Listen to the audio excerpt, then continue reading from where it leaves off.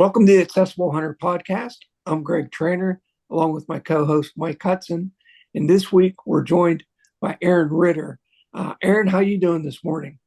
I am fantastic. I'm looking at both of your smiling faces. The temperature has dropped probably 15 degrees from the 80 something that we had jump in on us yesterday here on the Eastern Shore of Maryland. And I'm drinking a fabulous cup of hunting day coffee out of my really cool Badlands mug, by the way. I'm having a great day.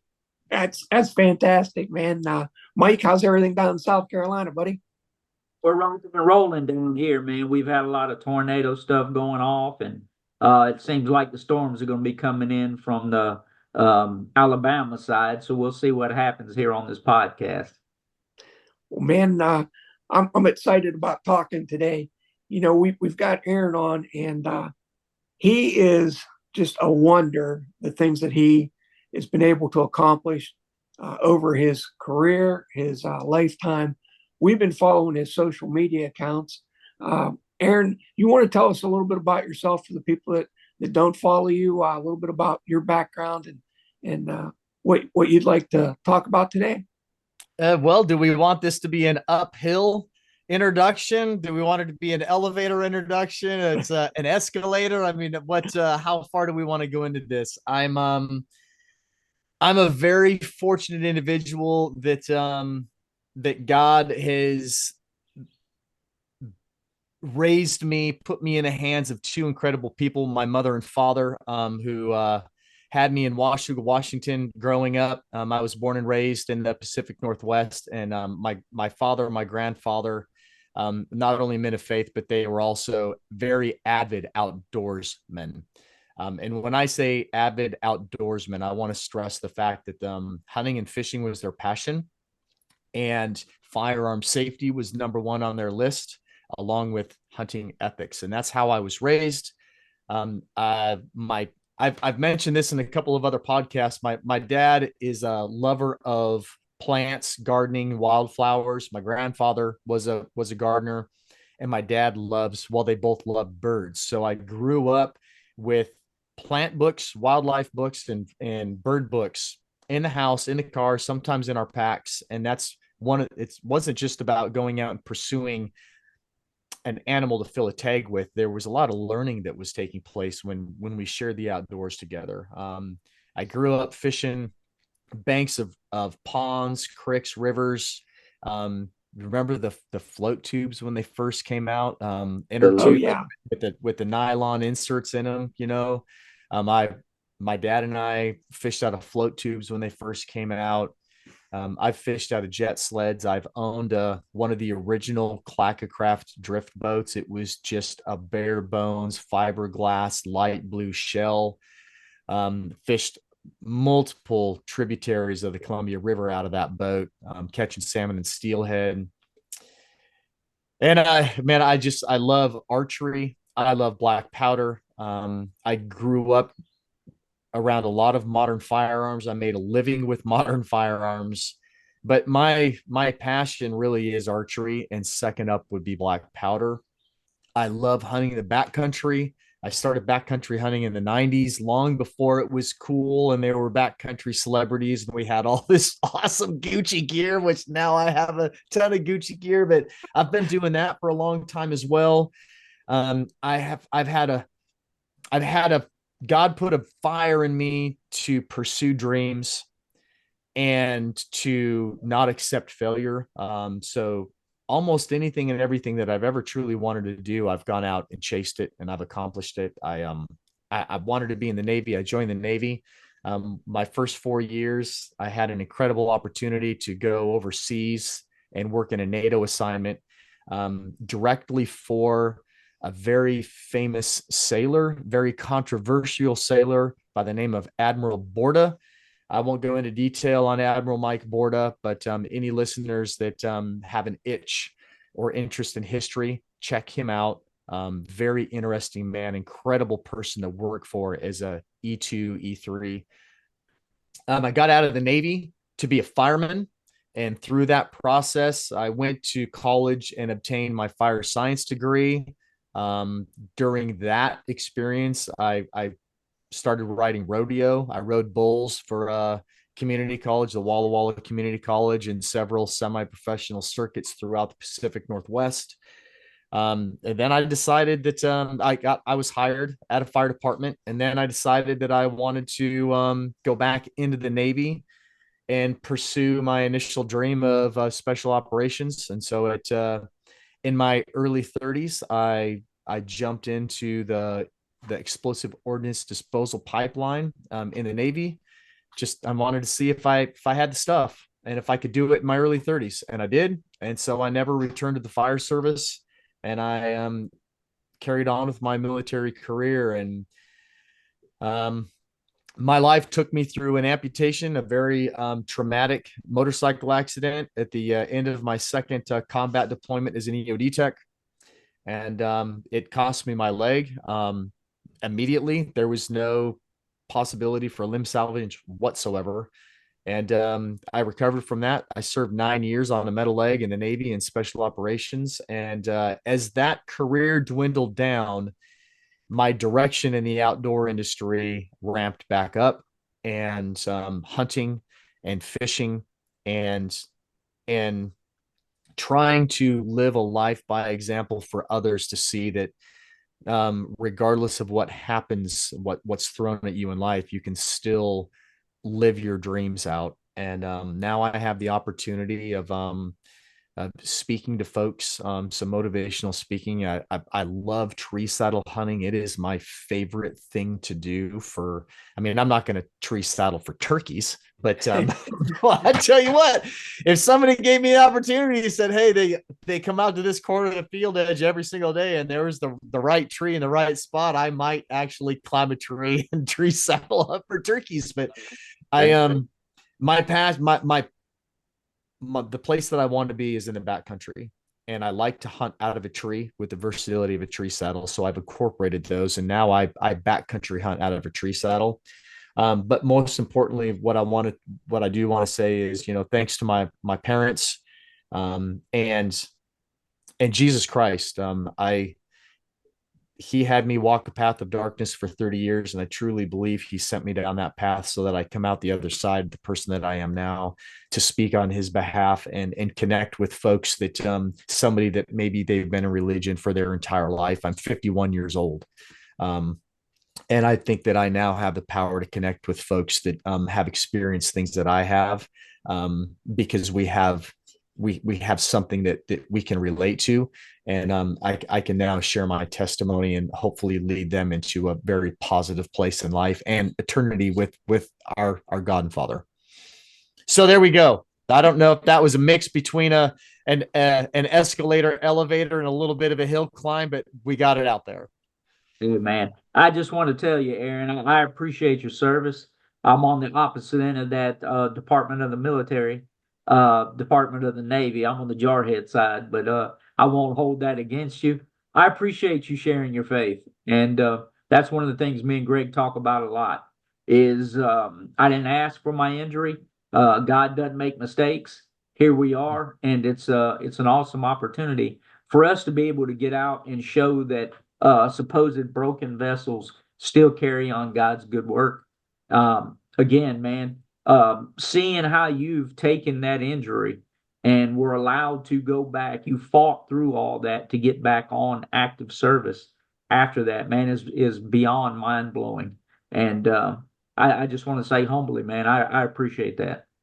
Well, so first off, thank you for your service. And I've known I know a ton of hard Marines. I know a few good Marines, and man, thank you for your service and what you've experienced in your life. But it's, when you reference the broken vessel, I think I am more powerful now as an amputee than I ever was as a man born with two legs. 100%. And I think there's a reason for that. Again, it's his plan, and I am not shy about my faith. I used to work to steer people away from Christianity and or any religion. I viewed it as weakness. Right. And for the 3 years after I retired, I returned to the backcountry, and I spent a tremendous amount of time looking for healing.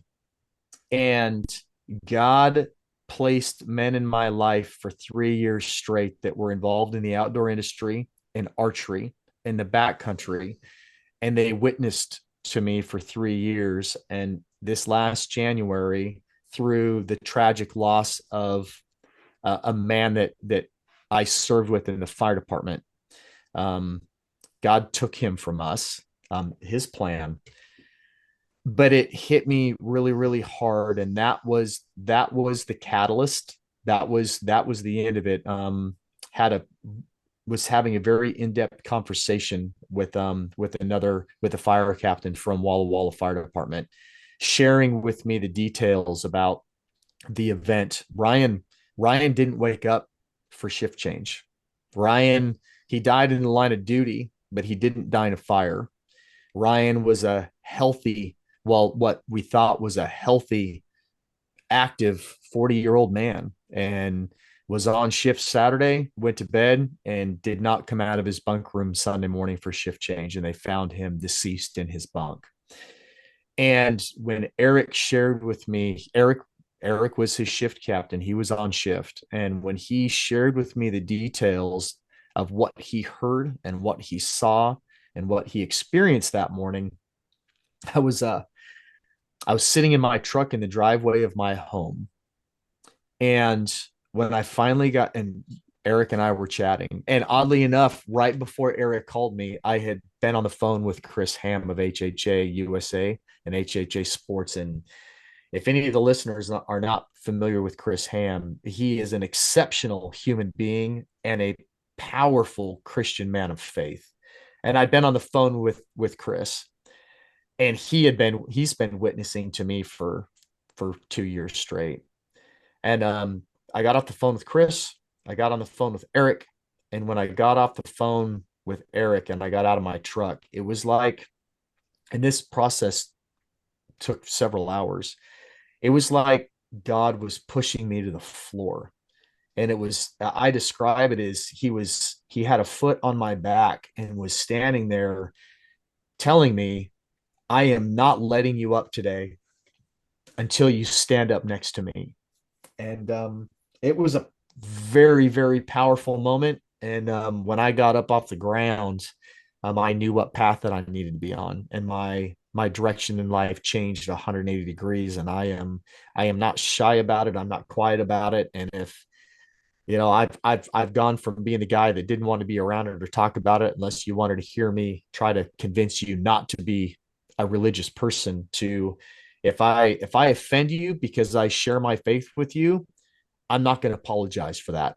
I am a Christian man, and I'm proud of my God, and I hope that I can help lead you in that direction as well. First off, sorry for your loss. I went through something similar. My dad was a 24-year jarhead, passed away, healthy guy, 44 years old, only been out maybe 18 months, had a massive heart attack out of the blue. One of the last things he saw was me join. Was excited, sent off his dress blues, the whole 9 yards. His son's gonna follow in his footsteps, and then God made an ultimate change in that. But I spent the first 20 years of my life relying on what I thought was a manly man, stay in the gym, stay working out, heavy machine gunner, all that kind of junk. It wasn't until I got hurt, until I found out what true faith and true strength was, when I could rely on God's grace and God's strength. And on those days that I was just beat down and weathered down, how much He just uplifted and strengthened, upgirded me. Had guys and girls that were there from the start. And one of the biggest things, I love the terminology God winks. I love to see the times and places where God has shown up, shown out, even a quiet whisper. And you'll see how He has been there the entire time. So I'm like you, man. I'm unwavering in my faith. I'm unwavering in I'm not going to beat you with a Bible, but at the same time, I'm not backing away from it.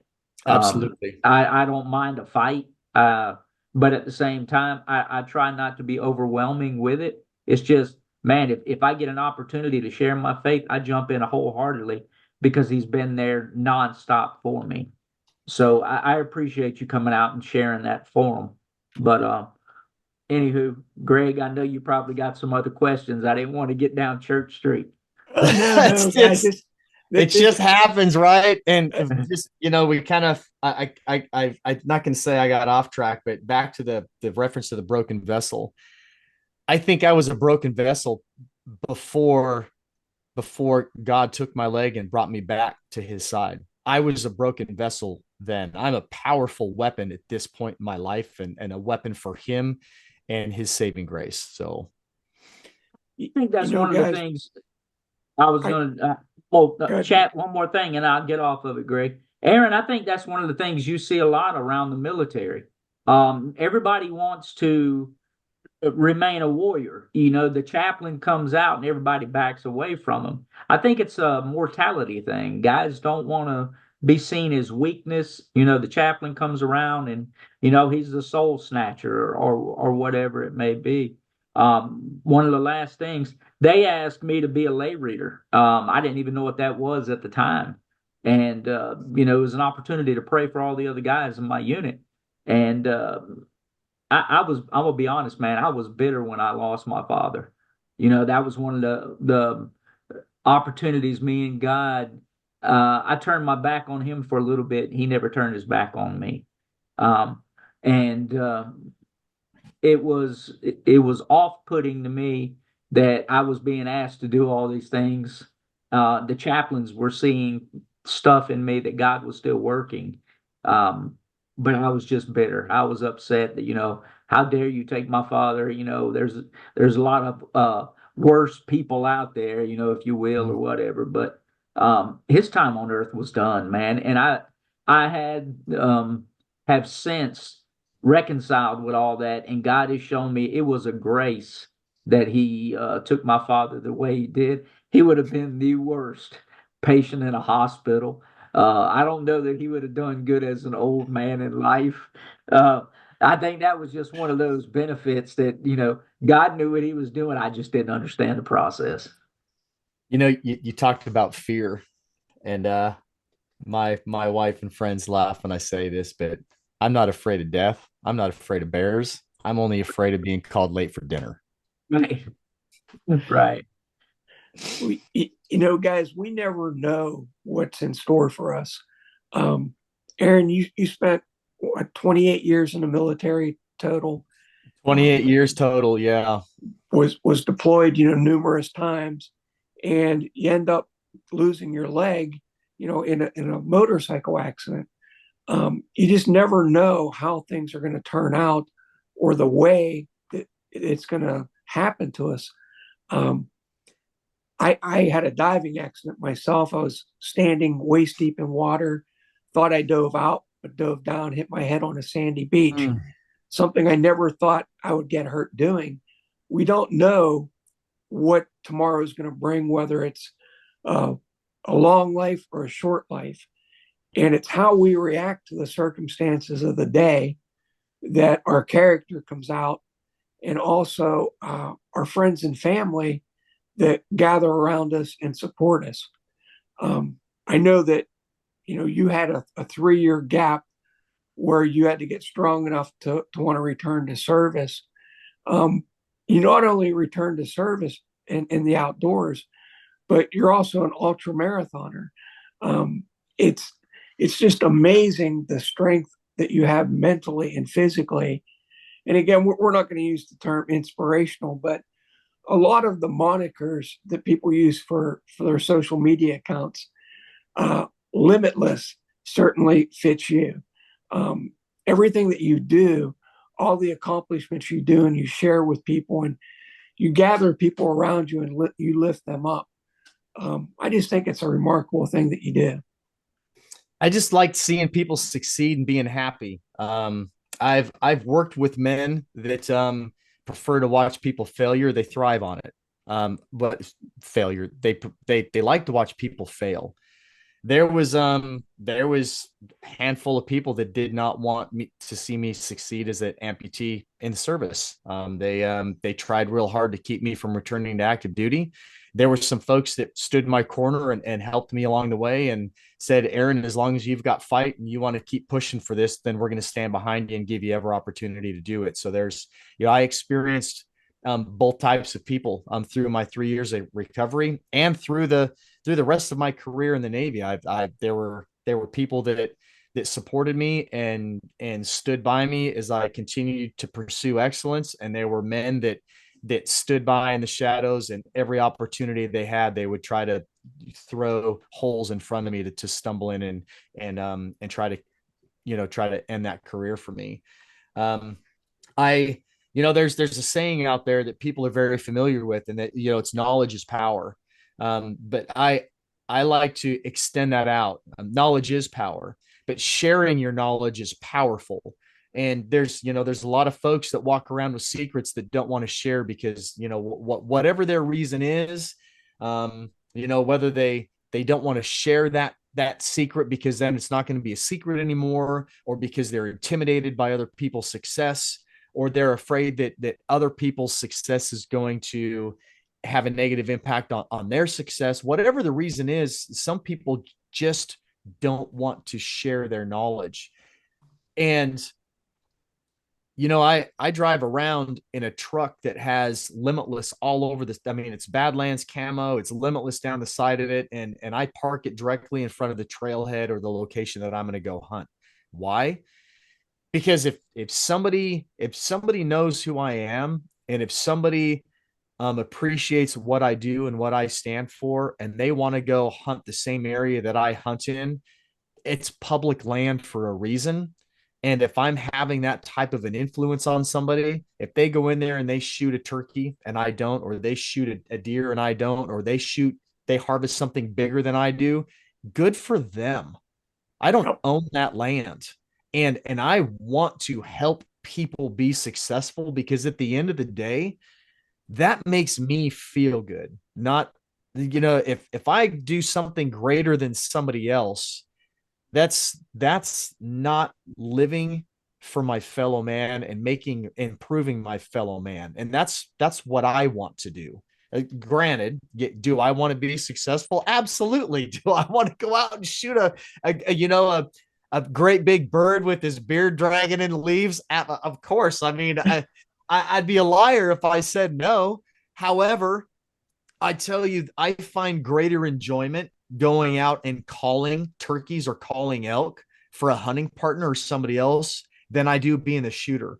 And I'm going to explain it. Not only is there just such a sense of accomplishment there, and you get to watch that whole experience, that story roll out in front of you, and you get to see firsthand the person that's holding the bow or the rifle, but you're connected to that animal. My dad describes it in fishing that his favorite moment in fishing, and my dad and I love fishing homemade spinners, as when you're in that spinner drift and you can feel those blades pumping through the rod tip, and you can feel it bouncing every now and then along the rocks in the bottom of the river. It's when that fish picks up that lure, and now you leave your world and now you're connected to his. That's a very powerful moment. It's a very surreal experience, especially when it's with a really big fish. And I look at calling animals the same way. And that's why I love turkey hunting so much. I love it more so than elk hunting. I love elk hunting.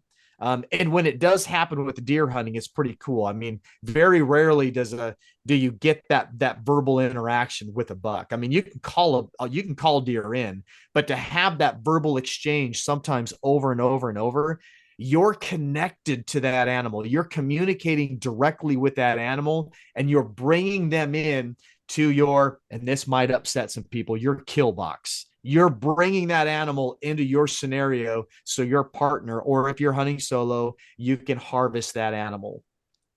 That's what I love the most. And again, it's having that connection with another human being and being a part of their success. And if you're focused solely on your personal gain, you're missing out on something great in life. And I'm going to bring this back to religion. Jesus Christ isn't into it for personal gain. He gave his life for all of us. And that's especially now that I've returned to my faith, you know, I have an even greater drive to live and do for my fellow man. And so that's that's really, really what I enjoy. You hit the nail on the head, man. It's not always about us. More times than not, I'd rather watch somebody else on the trigger just to watch the excitement. If we can get somebody out of their head and home for just a minute, allow them to focus back on all the good stuff that life still has to offer. That's what I want to see. I want to see that light switch click on and they see life after a traumatic injury get back to getting. That to me is more rewarding. Yeah. Again, you're right. God came to serve, not to be served. The sad part is so many nonprofits and different organizations just do not want to work together. I don't get that. I've told Greg in the past, I don't care if my name's ever brought up in anything. As long as people are getting out of their head and home, let's just get people going. And that's really what this podcast is about, Aaron, is just highlighting people living life despite an injury or ailment or whatever somebody could say is could be a negative.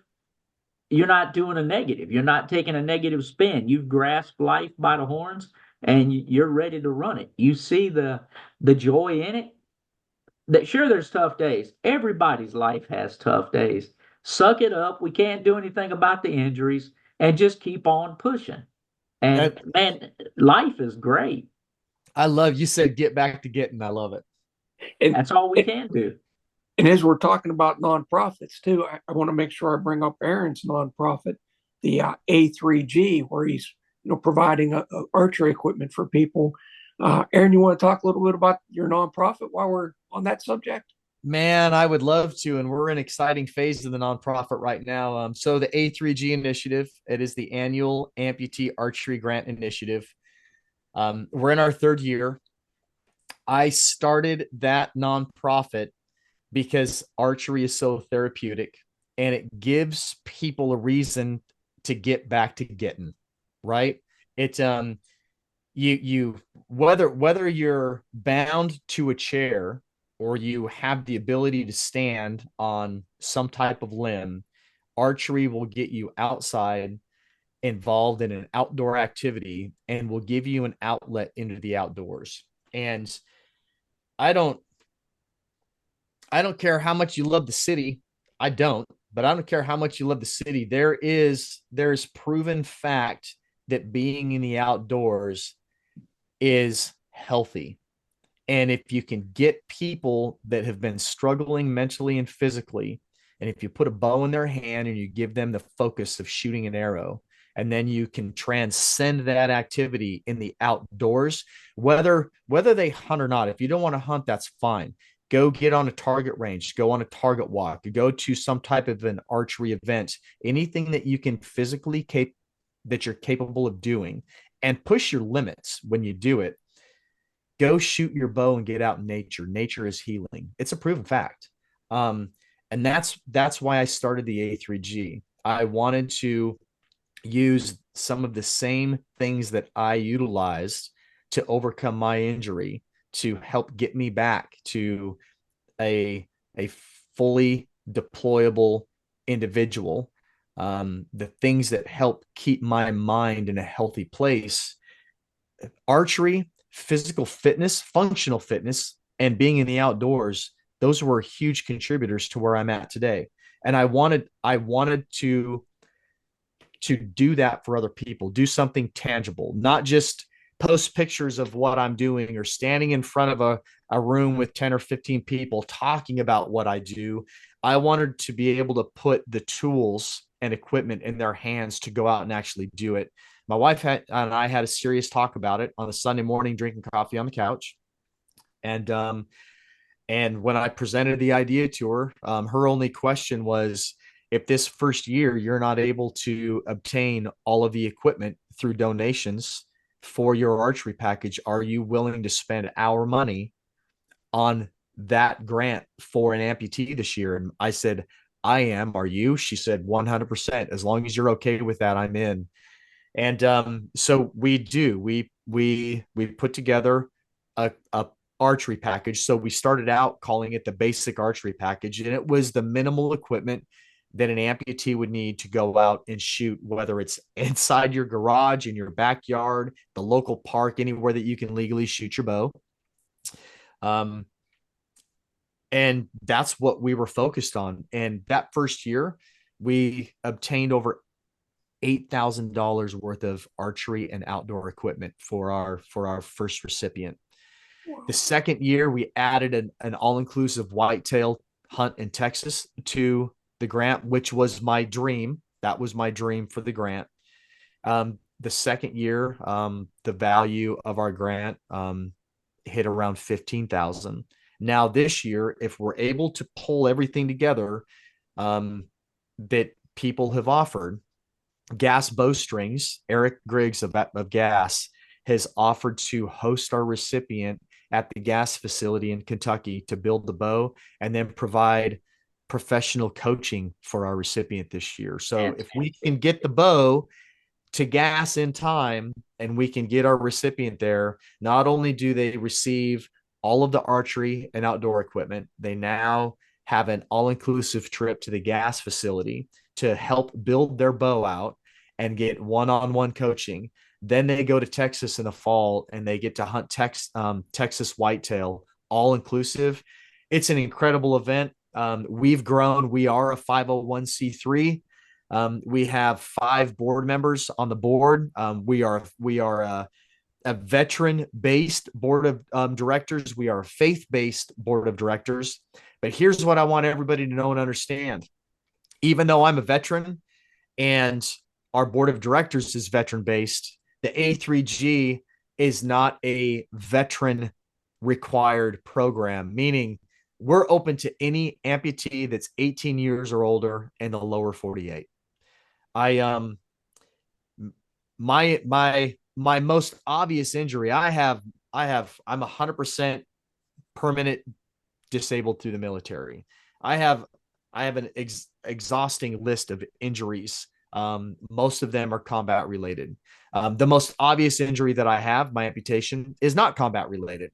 And I've watched and have seen so many civilians that suffer from amputations that do not have the opportunities that I have been blessed with. They, per civilian health insurance, they get one prosthetic. You know, I would not be able to run ultra marathons if I only had one prosthetic, because it wouldn't be a high-end running leg. It would be an all-around walking, hiking, do whatever I can leg, right? Sure. The number of veteran-based nonprofits and programs that are out there are endless. There are individuals, there are veterans that their life is traveling from event to event to event year round. That's what they do. That's a whole nother topic. I'm not going to spend time dwelling on that, but there are veterans that's what they do all year long. Is just they are a professional event attendee. And there's civilians out there that are missing limbs that receive nothing. They struggle through life. They're not provided very many opportunities. Right. And I look at it as, again, I want to serve my fellow man. I want to give people opportunity to experience greatness. And so the A3G, although we are veteran based, we are owned and operated by a veteran. We're open to anybody. I'm not saying that if we have 2 applications that are very similar and one person's a veteran and one person isn't, we might lean towards the veteran because they have served their country, but it's not a requirement. And I can say that in our 3rd year, 2 of our 3 recipients are non-veterans. They're civilians. Go, man. So good to go. Now I will say 2 of the 3 are first responders. So this year, our recipient this year is not a veteran, but he's a volunteer fireman. He's a bilateral lower limb amputee, and he has a right hand deformation, and he's a volunteer fireman. And I openly tell people that the second best job in the world is being a fireman. You know, I had seen where you had posted this year's recipient, and I was pretty excited about that. And Mike and I often talk about, the opportunities that are available to veterans and the opportunities that are available for civilians. They're not always the same. So for you to open up your charity to everyone, we really appreciate that. That speaks a lot that you're willing to help everyone, not just a select few. Not that veterans don't deserve the best, and we're not saying that for sure. But to open up your charity to everyone, that says a lot. It comes with sacrifice, gentlemen. So there are companies that have turned down our request for support because we are not veteran focused. Sure. And I've fallen under criticism by some folks because I have opened the doors of my nonprofit to everybody. And there are veterans that don't understand that. They don't, hey, you served, you're a disabled veteran, why isn't your 501c3 focused on veterans? It's like, because I want everybody to have opportunities. I didn't serve my country to only serve fellow veterans. Right. I served my country for everybody in our borders. Whether I like what you believe in or not, I didn't put my life on the line with a buffet lined out behind me saying, well, I'm only giving my life up for these certain people. I serve my country and everybody in it. Yeah. It's one of the things people don't understand, man, is freedom is free because the guys and girls are willing to do that. But we can't really dictate what somebody's freedom seems to be for them. And you're right. A lot of times the system we have to face and fight is more debilitating than the injuries that caused our ailment, and it's sad to see some of the stuff that the guys and girls have to fight for. It shouldn't be that difficult to get. There's very few grants out for able-bodied folks, even through some organizations. And, even veteran services sometimes when we're looking at it, they only serve those that are combat-related injuries versus, and then a lot of my guys get upset because they're like, so my honorable discharge means nothing? And you can't really. I see their point, and you're like, yeah, your faithful service should amount to something. But there's a lot of organizations that will only serve other people that are under certain categories, and everybody likes to box things, and we don't live in a box type world. I don't think that there's any wrong with organizations that want to focus on a Gold Star 100%. child or a Gold Yeah. Star family or a Purple Heart recipient. I think it's fantastic. That's their mission. That's their goal. I fully 100%. support what they're doing. My goal is to serve amputees because, it's people can become entitled so fast. And my mother experienced this through my amputation. My mother is one of the kindest, most humble, loving, faithful woman in the entire world. When I say my mother wouldn't hurt a fly, that's because she couldn't even hit it. I watched her stand on a porch to throw a rock at a cat that was at my dad's bird feeder one day, and when she threw the rock, it landed at her feet. So it's my mom wouldn't even hurt a fly, and she was with a group of mothers and wives that were a part of an amputee group, and my mother was boxed out in certain arenas because I wasn't injured in combat, and there were women that looked down on her that said, you don't understand because your son didn't lose his leg in combat. Do I think that I think there's nobility in men that have been injured or lost limbs in combat. 100%. I love my brothers, and there is something about being injured like that in combat that nobody else is ever going to experience. I will never, ever take that away from them. Do I think that an amputation differs across the board? You lose a limb, you lose a limb. You're If you lose it from an IED, if you lose it from a gunshot wound, if you lose it from some type of a blunt force trauma, if you lose it in a car accident, if you lose it to cancer, when you wake up missing a limb, you carry a lot of the same baggage that every other person around you carries. We all deal with it a little bit differently, but we all deal with a lot of the same loss, right? Mm-hmm. And that's why when I look out across I'm going to call the playing field. When I look out across the amputee playing field, I see so many civilians suffering because they stand back and they're left out of so many opportunities. And some of them don't even realize that they can. All they know is they can't. And I can't stand for that. I Right. want to help everybody. Well, one of the Go big ahead. things that we say, Aaron, is no matter how you get there, and for people to change their mindset from I can't to maybe it's possible, to look at me to I can.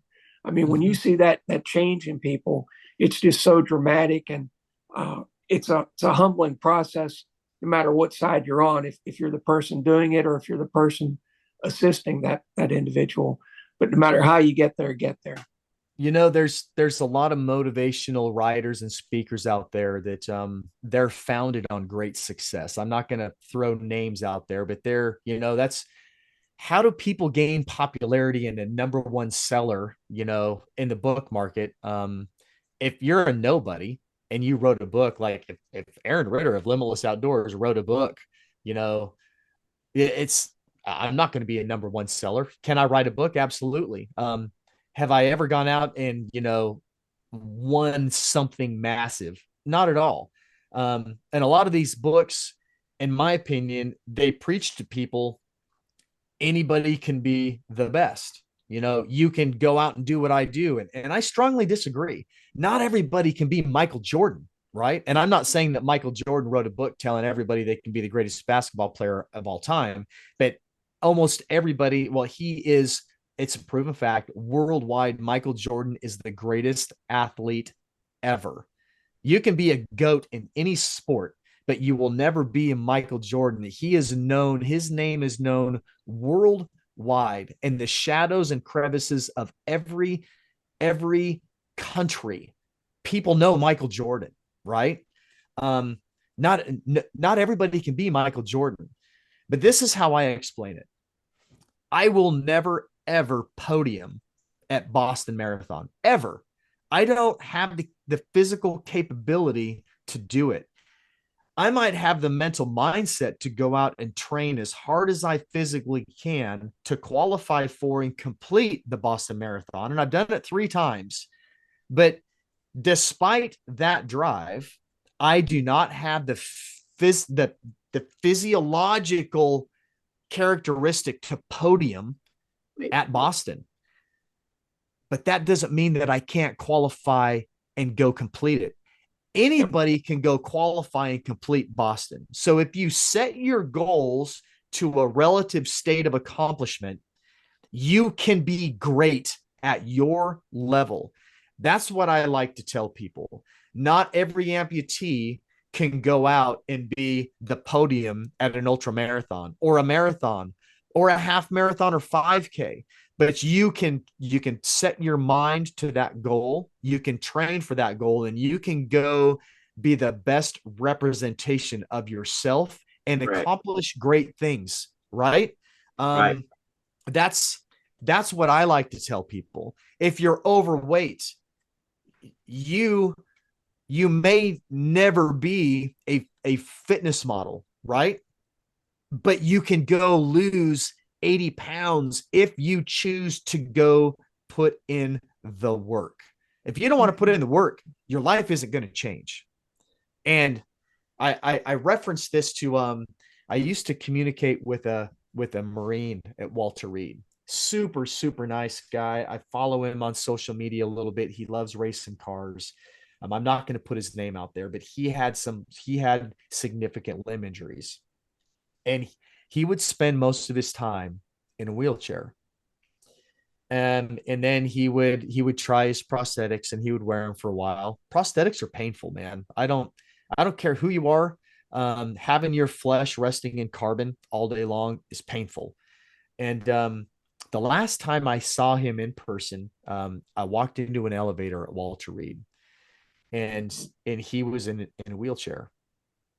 And we were chatting, and I asked him, like, why are you back in your chair? And he's, giving me all these reasons. And I looked at him and I said, man, wheelchairs are crutches too. Crutches aren't just the metal things that you put in your armpits. Anything and everything that you allow to hold you back in life, to keep you from accomplishing your goals, are crutches. That's a powerful statement right there. You hit the nail on the head, man. All we can do is push to be our best version of us. Push Yes. past our limits. We can be debilitated just by a negative mindset, just letting things in life get in our way.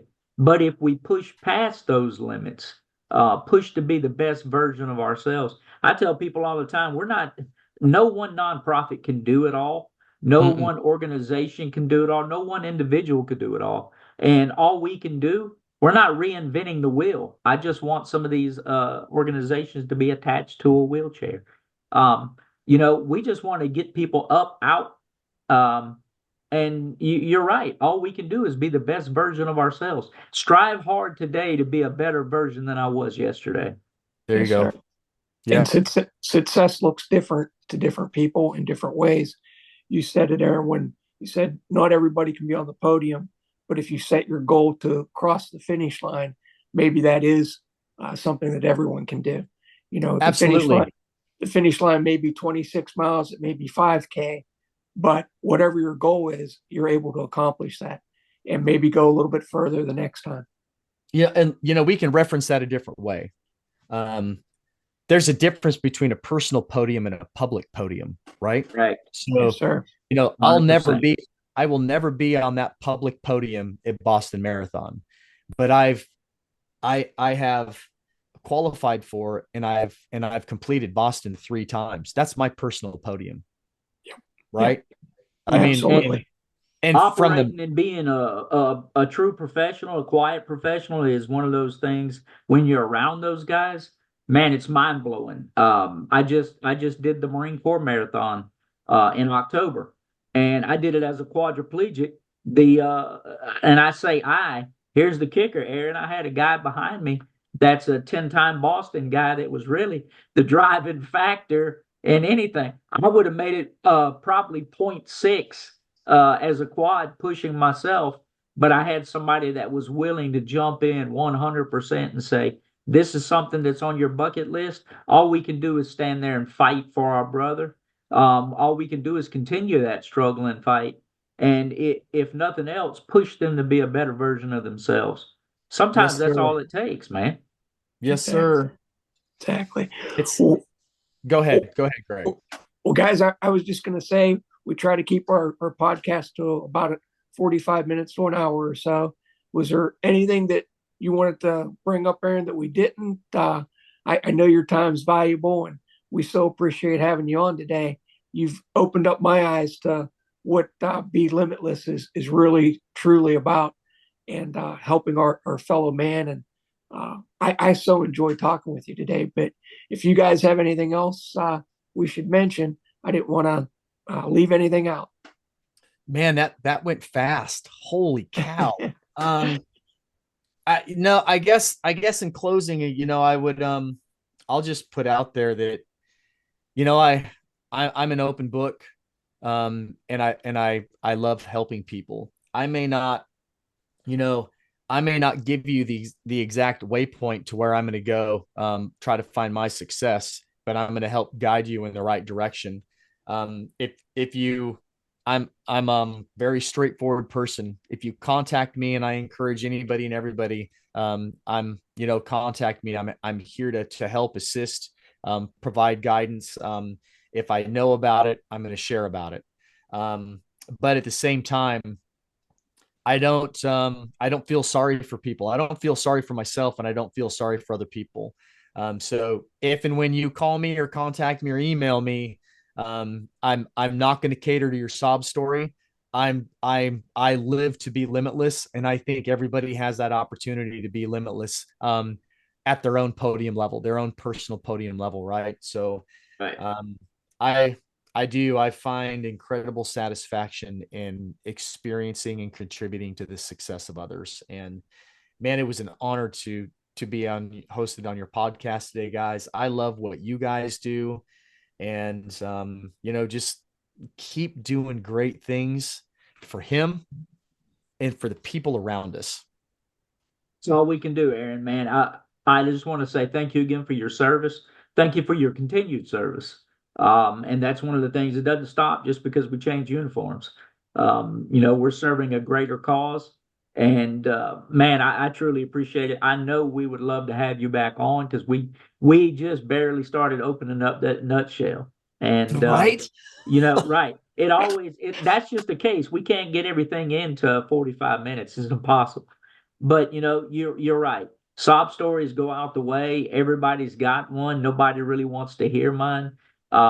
You either get to living or you get to dying. I'll That's do right. anything to help somebody, but I can't change your injury and I can't change your heartache. All we can do is change your mindset. So thank you again for your time and efforts, man. Absolutely. And pain is pain, gentlemen. Everything hurts, but regret hurts the most. So Right. don't sit in your chair wishing or thinking that, man, I wish I could go do this, but holy cow, my chair hurts today. My prosthetic hurts today. My head hurts today. Whatever hurts today, I promise you, it only hurts till it's over. Regret lasts forever. Ever. Right.